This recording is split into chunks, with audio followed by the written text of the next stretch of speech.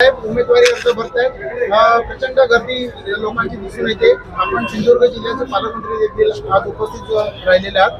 आपल्याला काय वाटते, काय प्रतिक्रिया? आपण सर्वांना माहीत आहे, देशाचे पंतप्रधान आदरणीय नरेंद्र मोदींच्या नेतृत्वामध्ये संपूर्ण देशाने अशी मानसिकता तयार केलेली आहे की पंतप्रधान नरेंद्र मोदींना पुन्हा एकदा पंतप्रधान करणं. सिंधुदुर्ग आणि रत्नागिरीमध्ये सुद्धा आदरणीय राणेसाहेबांच्या नेतृत्वामध्ये महायुतीचे उमेदवार म्हणून ते उमेदवारी अर्ज भरत आहेत.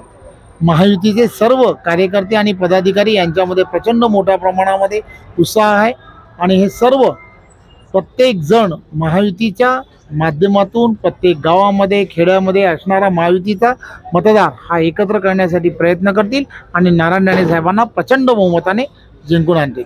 विकासाचे प्रकल्प कशा प्रकारे मार्गी लावले जातील, काय सांगता? एक गोष्ट लक्षात घेतली पाहिजे, विकासाचाच अजेंडा घेऊन NDAचं सरकार गेली 10 वर्ष चाललं आहे. आपण सर्वांच्या लक्षात येत असेल, प्रत्येक क्षेत्रामध्ये देशामध्ये प्रगतीच्या पथाने जाताना दिसत आहे. देशाचा GDP हा सुद्धा आपण 60% घेऊन जायला आदरणीय पंतप्रधानांचं असणारं सर्वात मोठं योगदान आहे. प्रत्येक क्षेत्र, मग ते पर्यटन असेल, इन्फ्रास्ट्रक्चर असेल, प्रत्येक क्षेत्रामध्ये आमूलाग्र बदल या 10 वर्षामध्ये आदरणीय पंतप्रधानांनी केला आहे आणि यानंतर सुद्धा ते याहीपेक्षा जास्त मोठ्या प्रमाणामध्ये बदल करून आणणं आणि अत्यंत वेगवान पद्धतीने काम करणं ही त्यांची असणारी खासियत आहे. ते नक्की करतील, यात काही शंका नाही. निवडणुकीचं नियोजन कशा पद्धतीने सुरू आहे? बूथ लेवलची कमिटी कशा प्रकारे काम करत आहे?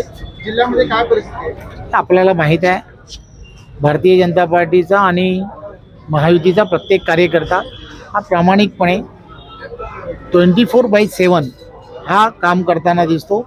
सामाजिक बांधिलकी ठेवून काम करताना दिसतो. संकट काळामध्ये लोकांपर्यंत पोचण्याचं काम करतो. त्यामुळे कार्यकर्त्यांमध्ये नेहमीच समाजसेवेचं असणारं काम हे वारंवार करण्याची त्यांची असणारी मानसिकता आणि निवडणुकीच्या काळामध्ये झोकून देऊन काम करण्याची मानसिकता.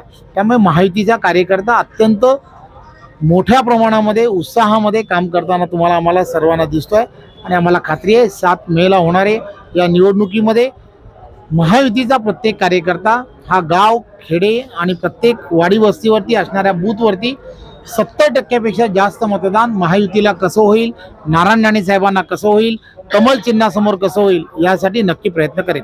धन्यवाद. धन्यवाद. धन्यवाद.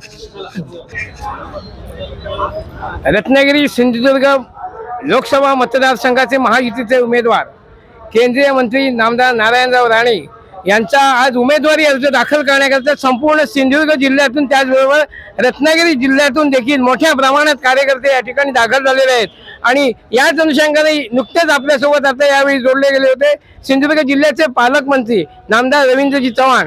आपण पाहू शकतो रवींद्रजी चव्हाण यांनी कशा प्रकारे प्रतिक्रिया व्यक्त केली आहे.